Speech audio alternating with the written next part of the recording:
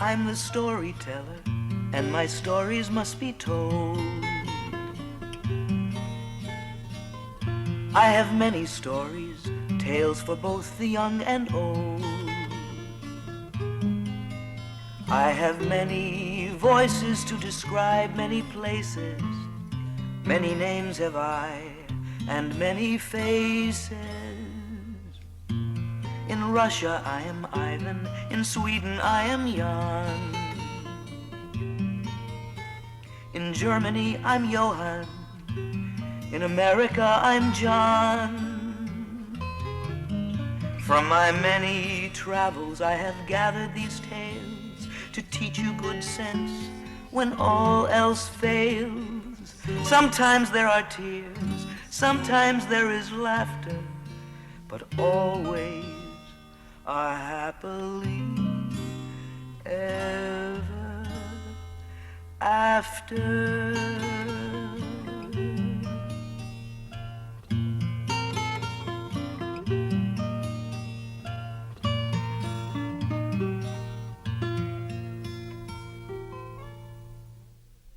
Long ago and far away, on the edge of a great forest, there dwelt a poor woodcutter and his wife and son, Carl. All three of them lived in a tiny cottage. Although this poor man tried to look after his family as well as he could, he found it very difficult to make much money from the wood that he hawked around the farms and villages. Even if, at the end of a hard day's work, he managed to earn a few pence, he didn't keep them for long. For all the villagers and the folk in those parts were plagued by a gang of thieves who lay in wait for unwary travellers in the forest and stripped them of all their money and belongings.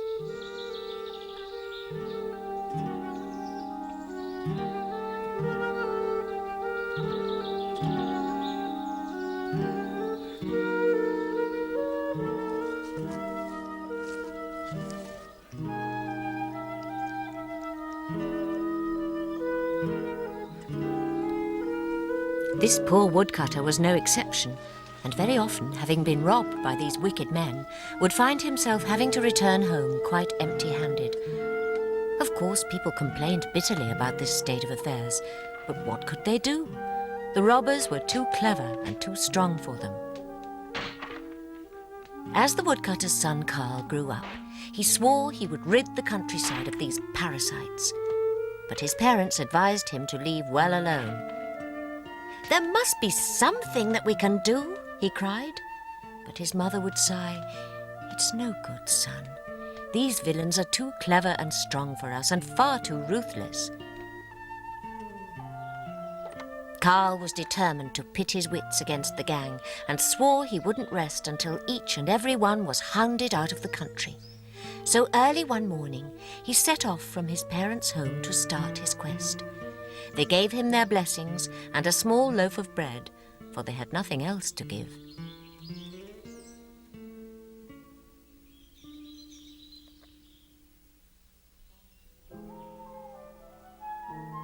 On and on Carl stumbled through that great forest.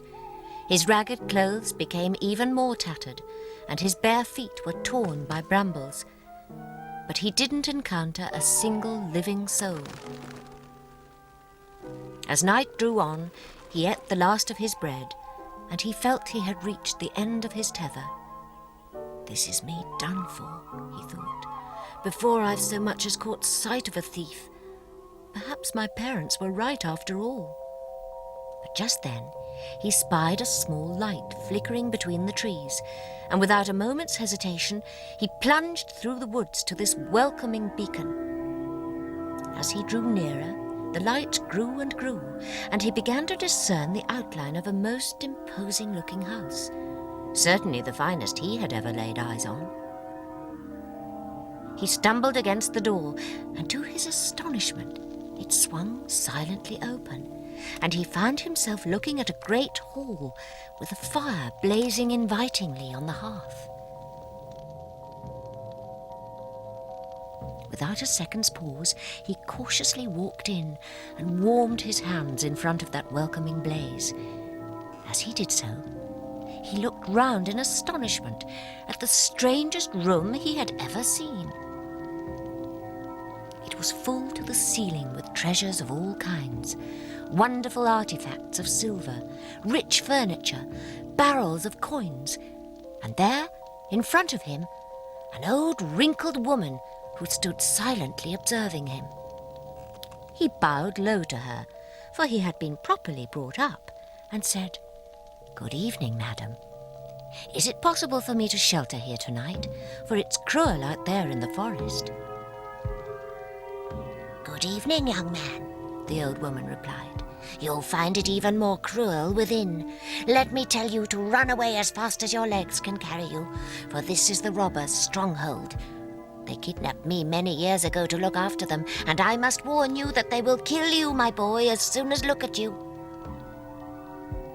Carl had guessed as much, but instead of running away, he asked her if she would like to escape, and if she would be prepared to help him with his plan. The old woman said it would be very dangerous, but nevertheless, she agreed. He dropped a kiss on the old woman's cheek and asked her to show him the most comfortable bed in the room, as he was very tired and needed to rest. Then he calmly settled down snugly under the bedclothes and thought of his dear parents, whom he might never see again, as he drifted off to sleep.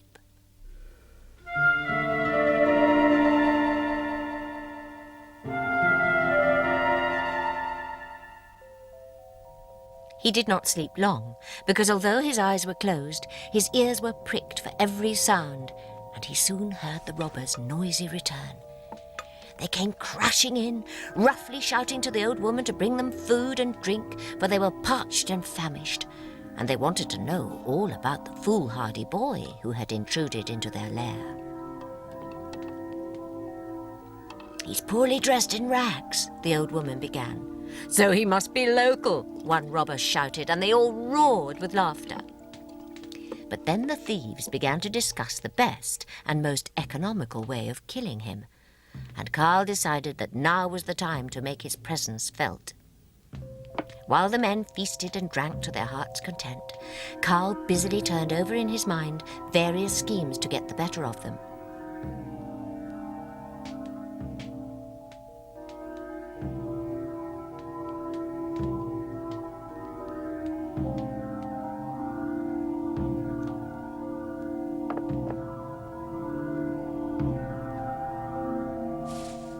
Summoning up all his courage and hoping he didn't seem too afraid, he rose and presented himself to them. "I've come to seek my fortune with you," he told the assembled crew. "There's one thing that I've always wanted to do, and that's thieving. The more the better." Oh, well, that was different, and they all agreed that Carl could join them on a trial basis. In fact, they had a job coming up the very next morning which should suit the lad down to the ground. They told him that a rich farmer who had 3 fat cows planned to sell one at the market the next day. Now, if Carl could steal this cow without harming its owner and without the man even realizing he had been robbed, well then, Carl could join the band.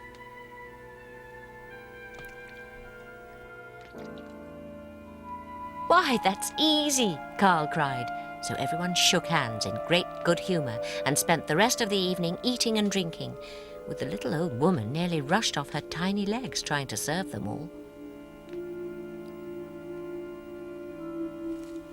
Early next morning, Carl was ready to go even before the lazy sun had got out of bed. All the young man took with him was a lady's pretty dancing slipper with a great buckle, which he had found lying on the floor. He hurried down the main road to the market, along which the farmer would have to pass. He soon heard the sounds of the farmer and his cow coming down the road. He carefully placed the slipper plumb in the middle of the track, and then carefully hid behind the bushes to wait for the farmer and his fat cow to appear.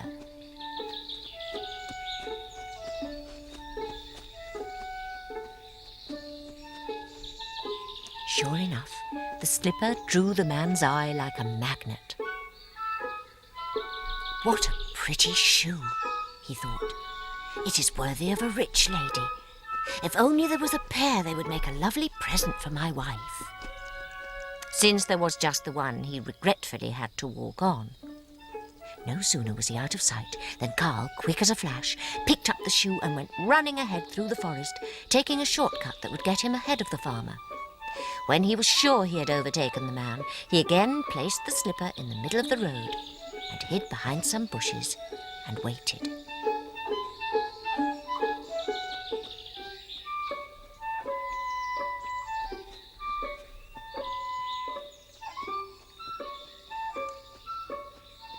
When the farmer saw what he thought was the partner to the first slipper, he was almost beside himself. For the fact was that his wife led him a dog's life, and he was always looking for ways to appease her. So he tied his cow to a tree and picked up the slipper and went running back down the road to make it a pair. Of course, no sooner had the farmer left than Carl came out of his hiding place, unhitched the cow, and calmly led it back to the thieves' den.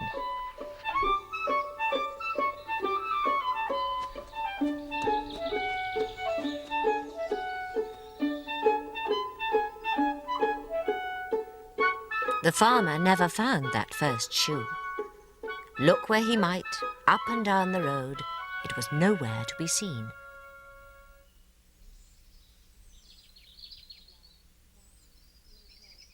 At last, sadly, he returned to collect his cow. He found she had done a disappearing act too. She might have broken free and returned home, or just have wandered off. The thought of his wife's anger when she discovered his stupidity made him shake with terror. It was really more than his life was worth to confess his mistake, so he decided the only thing to do was to slip home, collect the second cow, and hope to sell it at the market for as much money as he would have got for two. The thieves had set their spies on him, and when they discovered the farmer's plan, they instructed Carl to steal the second cow without harming the farmer or making him realize he had been robbed. If he succeeded, they would take him into partnership with them. "Why, that's easy," cried Carl, and without any further ado he was off, taking with him a short length of rope. As before, he hurried down the main market road until he found a wide-branched tree growing by the verge. Then he looped the rope around a strong, low branch, knotted it tightly round his chest to make believe he was hanging, and waited for the farmer. Sure enough, along he came with his second cow. When he saw Carl suspended from the tree, he shook his head and sighed to himself. "Poor fellow, poor fellow. Your wife must be worse than mine to treat you like this."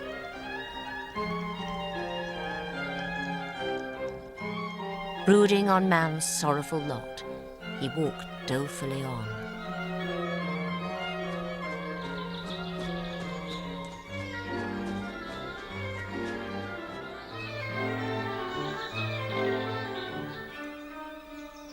The minute he had disappeared from sight, Carl jumped down and ran on ahead through the forest, making quite sure the man didn't see him.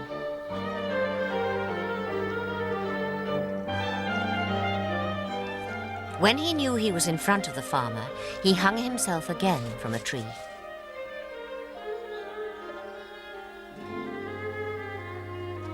Well, when the farmer came along and saw the same person hanging from a different tree, he decided that this was all too much. "I know what it is," he concluded at last, having had a good look at Carl. "It's witchcraft, that's what. Now, how can I find out for certain?" He scratched his head as he grappled with the problem. He decided the only thing he could do was to tie his cow to a tree while he returned to the first tree. And if the boy isn't there, why then it's witchcraft for sure, he told himself. So off he hurried down the road. Of course, one tree looks much like another, so he stopped at each large one he came across, saying to himself, "This must be the tree. Or was it that one just down the road?" By the time he had travelled almost as far back as his home, he was convinced that those bodies had appeared to him through some enchantment. He hurried back to collect his cow for the market. Well, you can easily guess that it wasn't there. The poor man went nearly mad when he discovered his loss. "My wife will never believe a witch has put a curse on me," he mourned. "Oh, what shall I do?" The only thing he could do, he decided after much thought, was to try and sneak home without being seen and take his third and last cow to the market. But the thieves still had their spies watching him, and when they discovered his plan, they held a council of war to devise a scheme for stealing the cow. Some were in favour of simply slitting his throat and walking off with the cow there and then, while others felt that the man would still be a useful source of income in the future. They all agreed that, clever though Carl had been, it would be impossible for him to pull the wool over the farmer's eyes for the third time. So they told Carl his final test would be to steal the third cow. If he succeeded, he could become their chief. "Why, that's easy," cried Carl, and he hurried off.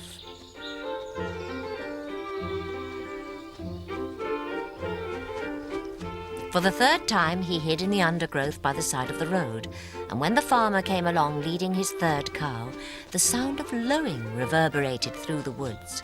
"Moo, moo, moo.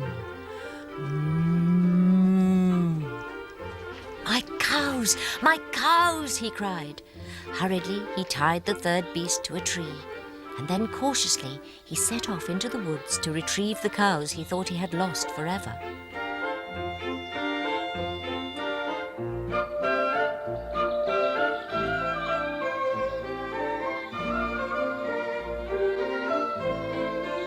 Of course, it was Carl making those lowing noises, and the moment the farmer had disappeared, the lad was there, as quick as lightning, to lead the third cow away.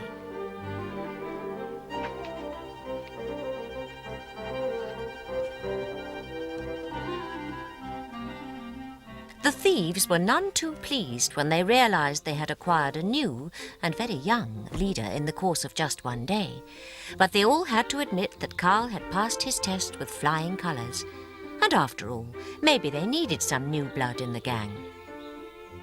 After their great success during that one day, Carl ordered the thieves to lie low for a while until the hue and cry had died down.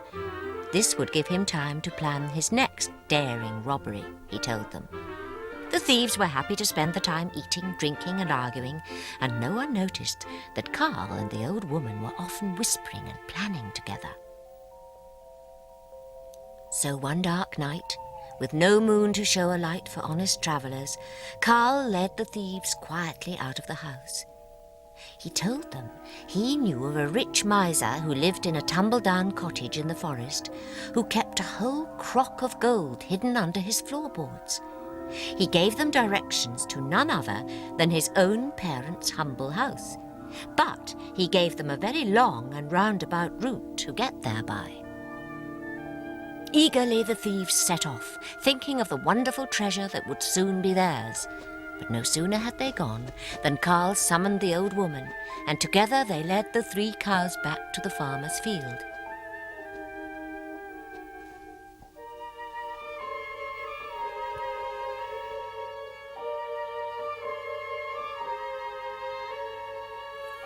Then they loaded all the thieves' treasures into a wagon.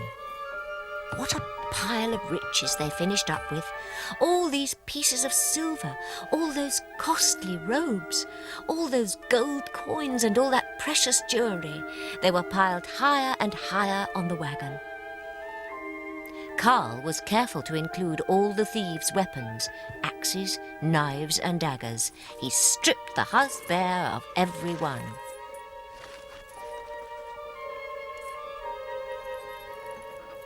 At last they were ready, and Carl led the strange procession quietly through the forest, along a secret shortcut which he knew would speedily bring him to his parents' home.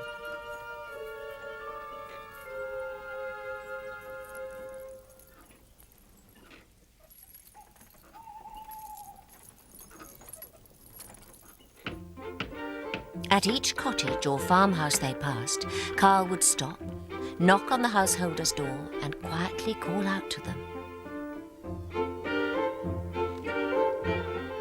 The good folk were astounded to see him, for everyone had thought he had been killed by the thieves. They were even more delighted when Carl showed them the thieves' treasure and explained they would now have a chance of getting rid of the cutthroats for once and for all. As they travelled through that great forest, the procession grew and grew. As men and boys joined the party, everyone determined to teach the thieves a lesson. Dawn was nearly breaking when this odd cavalcade arrived at Carl's home. Of course, his parents were overjoyed to have him back, safe and sound.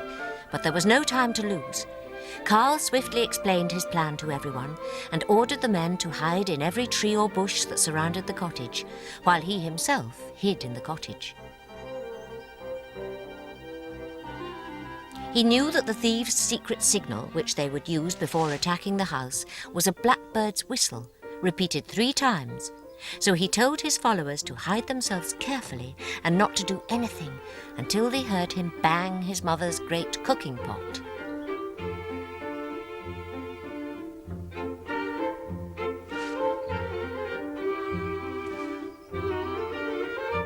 Everyone lay in wait with bated breath, ears pricked for the smallest sound.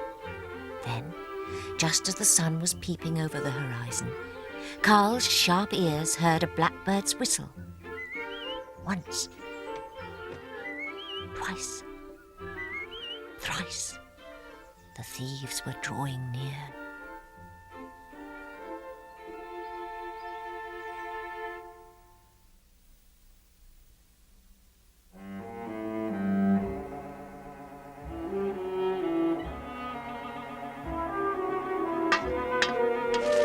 When Carl gave the signal, the villagers jumped down on the cowardly thieves and gave them the drubbing of their lives.